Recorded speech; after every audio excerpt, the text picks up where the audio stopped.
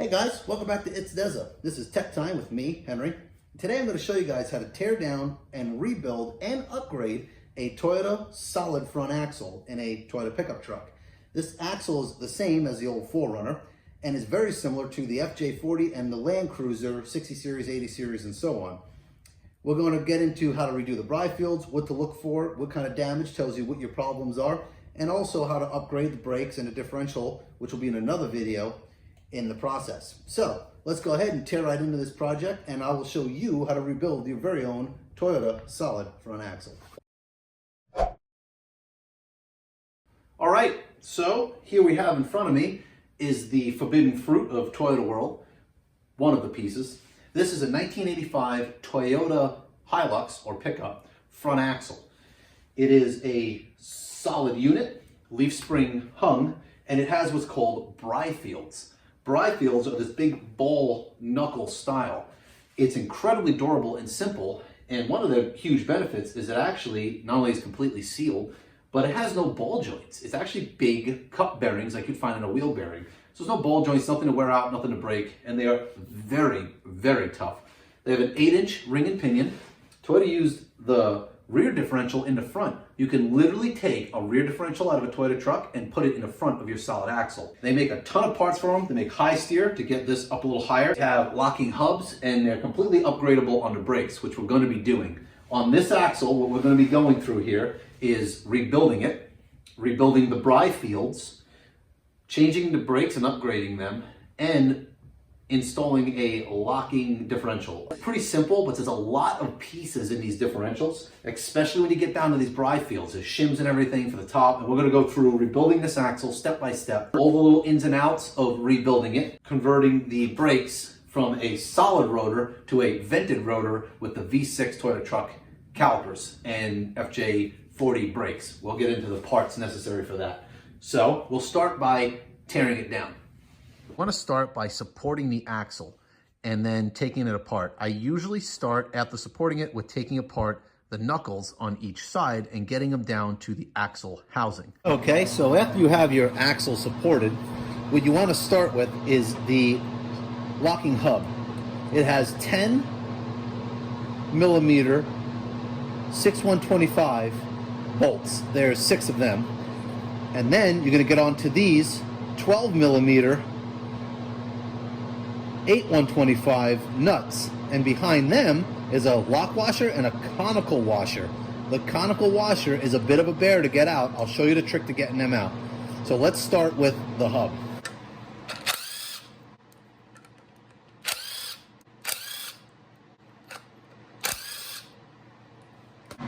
Okay, once you have those bolts out, you simply grab this and pull it straight out. Now, see all that grease in there? You shouldn't actually have much grease in this thing at all.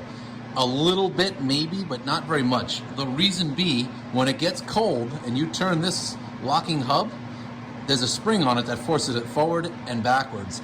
And what actually happens is it gets stuck because that grease gets too thick. So you really don't want a lot of grease on it. You'll have to clean that up, and I'll show you guys how to do that. But let's continue taking apart the axle. Okay, so inside here is a lock ring. You can see it sticking up right dead center there. That has to come out for this to come off. So you take this snap ring out, this lock ring, and then these 12 millimeter bolts. I'm gonna unthread those now, and then I'll show you how to get those off.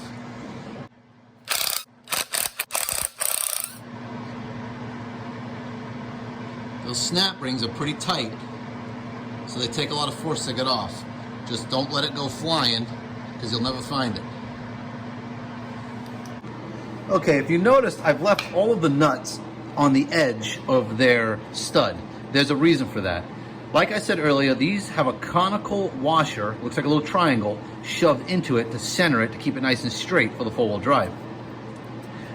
The only way to get those out, or easy way to get them out, is to hit right here, and it'll actually shoot it out. Now, without the nut on it, it will literally shoot it out and it will disappear. And you'll never find another one unless you have a whole bunch of these axles sitting around you can steal them from, because they didn't come in many other things on a Toyota truck. So you're gonna strike it right here, right where this little grease dot is. What that's going to do is release it. Now, it will dent it, and it will leave them dents. There's nothing you can do about it. I have a Teflon head hammer I'm going to try to beat it out with. If that fails, I got the old steel hammer to beat it out with. What would really be nice is probably a brass hammer, but I don't have one with me. So let's go ahead and knock these out. Okay, there they are. They're knocked out. And here's what they look like. And they hold tight. So let's go ahead and remove the rest of those and pull this hub off. Okay, now we're going to go ahead and remove it. You just grab it and pull it straight out. Now once you're under here, in this wad of grease are going to be the nuts you're after that'll take off the wheel bearings. It'll take the load off them. But before we take these out, we're going to remove the caliper. To remove the caliper, it has a brake line here that has to come out, or up here, and it has two 17 millimeter bolts that hold it in. There's one down here, and there's one up here. Once they're off, and this line is off, you just pull this thing out. And if the axle is still in the car, you'll want to take some needle nose vice grips and pinch off this line so fluid doesn't go everywhere when you remove these.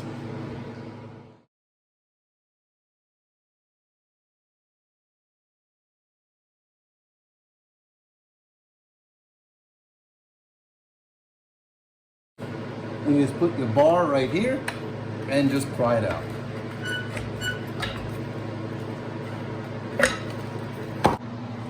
Now we can remove this big old nut. There's two of them in here, and on the tops of these nuts, once you scrape out some of this here greasy goo, is going to be a lock tab. The lock tab has to be bent back to get the nuts off. Oh, here it is. It's on the very bottom. You can't see it from the angle the camera's at, but when I get in there a little bit more, I will show you.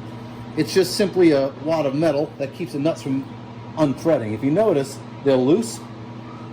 They shouldn't be, but they're a little loose. But notice they won't turn all the way. That's because that lock tab is doing its job. So let's bend that lock tab back and get this first nut off. I'll get the tab out and I'll show you what it looks like. These are the lock tabs. And these little tabs are bent over to hold the nut tight. What I do with that is once it's out and they haven't been used many times, you can simply reuse them by putting it against a flat surface and hammering the tab flat. In this case, I'm going to use the hub.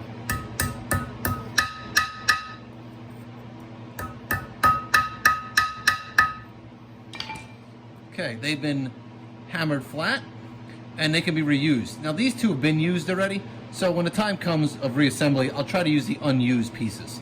If yours is missing this little tab, little guy in the middle, this little tooth, throw it out and get a new one. That has to be there. Once that tab's out of there, you can reach in here and take out the last nut that's holding the assembly on. Once this nut, this greasy, disgusting nut is unthreaded, the entire hub will slide off towards you. And it's kind of heavy, so be prepared to hold up some weight and also have somewhere ready to put it, because when it comes off, all that liquefied grease in here will be all over the place. Another reason this grease is completely liquefied is probably because the seal on the axle has been leaking into the Birfield behind this knuckle here from the differential back here. That gear oil gets into here, it washes out the grease, and it does a terrible job lubricating the axle, which usually actually kills the CV in here. So most of the time your gear oil will look like this. If it's very liquidy, you definitely have a bad seal. Now we'll be replacing that, and I'll show you how to do that also. Now you just grab this big heavy thing and pull it off.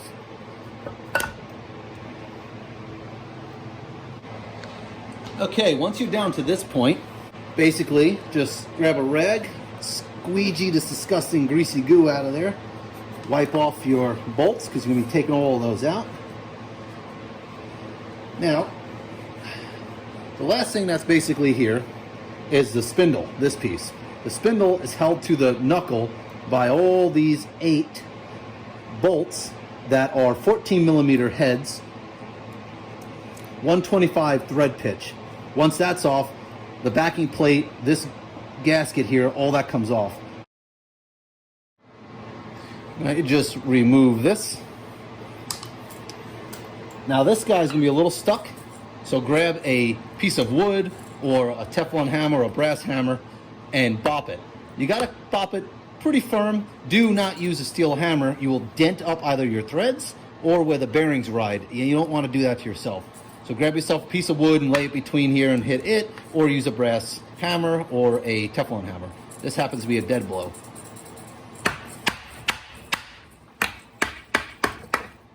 There we go, she's off. Now, another thing inside of here to show you is this brass insert. You can replace it. Most of the time, a locking hub Toyota truck, this is not wore out almost at all because it's only spinning in there when the hub is locked, spinning the axle in here, and it's well greased. In this case, this one is perfect. You can see those lines down in here are nice and deep. It's not all scored up. And this here is nice and deep too, and is not all scored up. So we don't need to replace them. If you do, you hammer them out from the other side, pop in your new ones. Most kits do not come with that. Also, if your truck had a lot of four-wheel drive action, and this thing indeed is wore out, it'll have a strange rattle up front you'll never frickin' find, and this is what it is. The axle actually dingles around in that thing. FJZ80 Land Cruisers, or FJ80 Land Cruisers, these are usually very wore out because they're all-wheel drive. The axle's always spinning in here, and this thing wears out and it rattles. So that's what that thing does. Basically, it is a bushing to center the axle. All right, once your spindle is out of there, the axle itself comes straight out, but the axle is cut with two flat spots on it.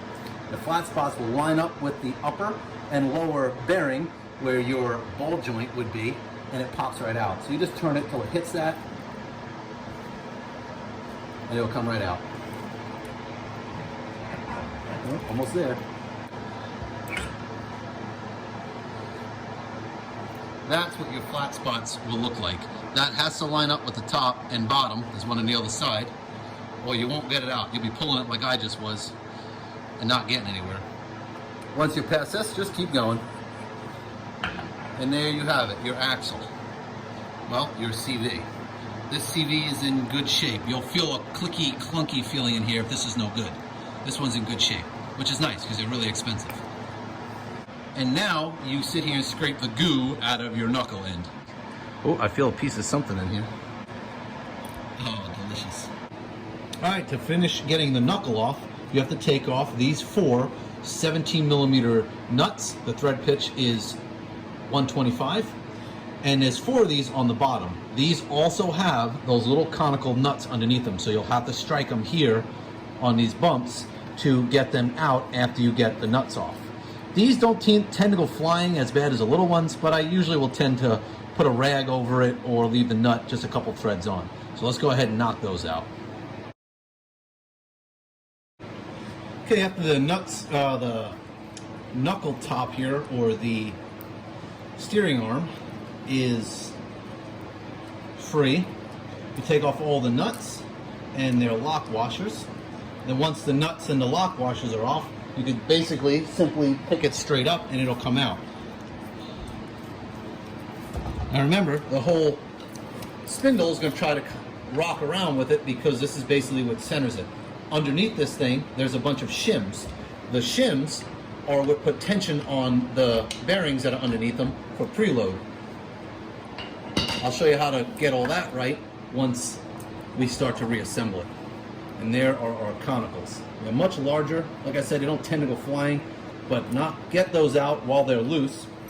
Otherwise, they're going to get away from you, and you'll be looking all over the place for them, going to Toyota, spending 20 bucks a conical. All right, once the top one's out, you basically do the same thing to the bottom.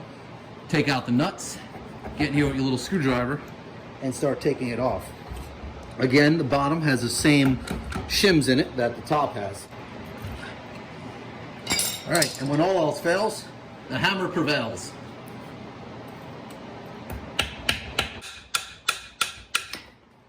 Voila, never fails. Once this little guy is out, this is what fits inside the center of the bearing. This is what fits inside the knuckle. The bottom ones do not have conicals. Now, before you can fully remove the knuckle, you have to take off the Birfield's seal. This big ball has this funny felt seal under here. Now you really can't make out the bolts too well because of how scuzzy it is, but under here, 10mm head bolts. Once you get those little buggers out of there, these plate will come off and you can remove the knuckle. The rebuild kits usually come with all these felts. It is very, very, very important to replace these. It's a pain in the butt because it's as far down as you can go on the knuckle, and it's a lot easier to cheat these and let them go. But if you do any kind of off-roading, this will let dirt and water in here. With new felts, it'll never happen. They're bulletproof. With old felts, you'll be changing axles and seals left and right. Don't screw yourself, go the distance.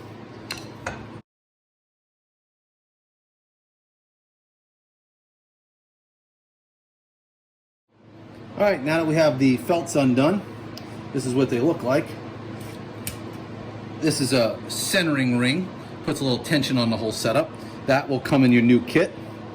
This rubber seal is exactly that, a rubber seal that seals it against the knuckle. And then there's the felt, which is basically the dust boot to scrape all the crap off of this knuckle as it goes back and forth. This will all come in your Birfield rebuild kit. These are your bearings. They are basically the ball joint for your Birfield. That's why they're so tough, because you basically have a bearing for a ball joint.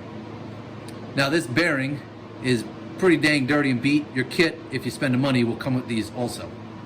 So let's go ahead and clean this stuff up and see what we got.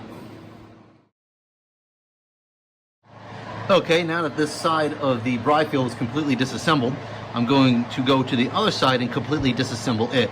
It comes off identical to this side.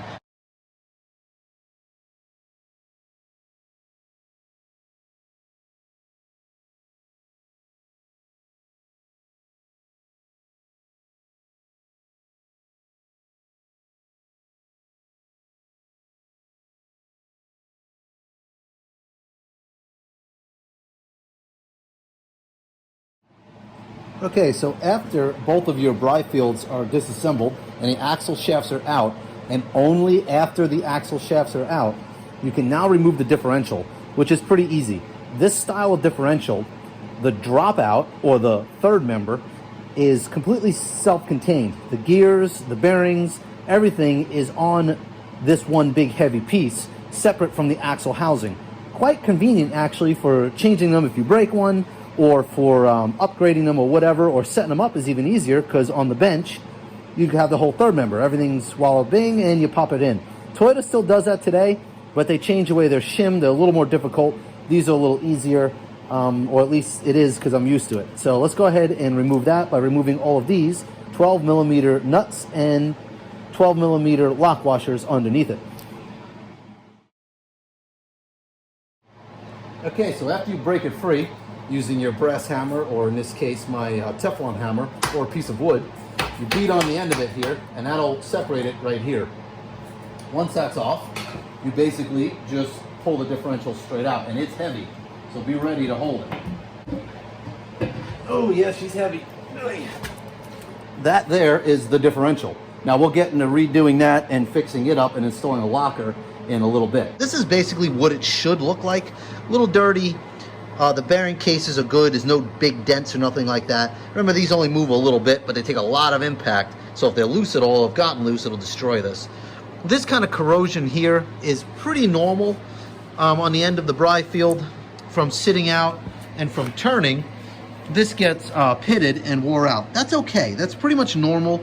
You can sit there and sand it and buff it out. It should be butter smooth like this in a perfect world, but these things are from the 80s. They have a lot of miles on them. It's just what they look like. That is pretty much normal. I'll show you what's not normal. This large pitting here, all pitted up under here, and as you can see, the bearing is completely rusted. Now this end of the knuckle is still good. It is still perfectly usable, but you will indeed need to smooth this out, because otherwise your new felts and your new seal are gonna rub on that and just rip themselves apart. But there's nothing wrong with that. You could totally reuse it. I've seen them actually worse than this and work just fine. So this is what your Birfield Toyota front axle will look like when it's completely disassembled on a garage floor. But don't be disheartened, because in the next video, I'll show you how to rebuild the pieces and reassemble it.